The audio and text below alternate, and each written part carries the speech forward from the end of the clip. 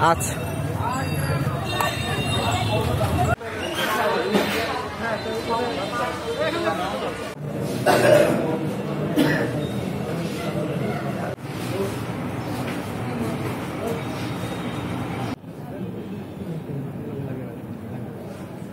Promotion পেয়ে 2 বছর আগে কনসালটেন্ট হয়েছি, বাট আমাকে উনি আরে ডেকেছি আবার ও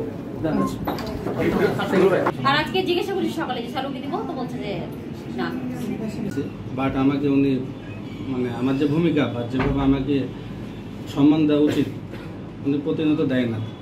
আমি যদি কোনো কমপ্লেন নিয়ে যাই উনি সবসময় নেগেটিভলি অ্যান্সার দেয়। হ্যাঁ, বিভিন্ন অজুহাত নিয়ে আসে, এভাবে ব্যাখ্যা দেয়।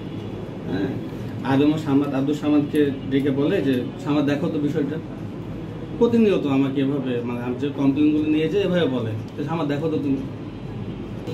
আচ্ছা, একটা ডিপার্টমেন্টে সম্মান দিচ্ছে না, কিন্তু অনেক পয়েন্ট থাকবে তাই না? আমি সব পয়েন্ট গুছিয়ে বলবো।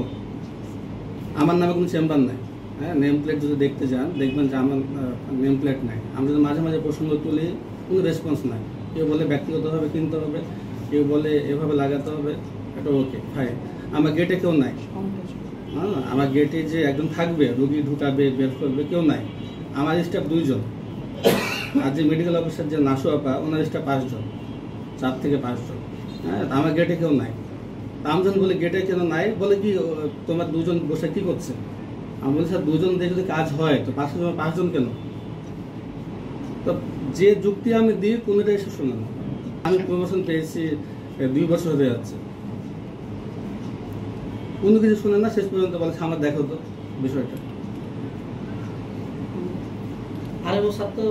আমি কনসালটেন্ট, আমি তো সমানভাবে কাজ করবো না, কম বেশি হবে। আমি একটু রেফার্ড রোগী দেখবো। আমি বলছি আমি কয়টা রোগী দেখবো, আপনি আমাকে বলে দিন এতটুকু দেখবা, সেটাও বলবেন। উনি কিছুই করবে না আমার সম্বন্ধে। আমাকে তো বলে হাবিব তুমি 40টা রোগী দেখবা, আমি কেন দেখবো না?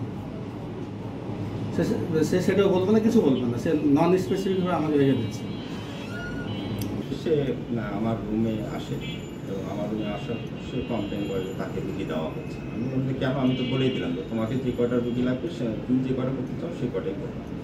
আমি কিন্তু তার সাথে কোনো প্রকার রাগারাগি বা কোনো প্রকার ঝগড়া বা কোনো বকাবকি এ ধরনের কোনো আলাপই ওনারা ছিলেন সবাই জানেন।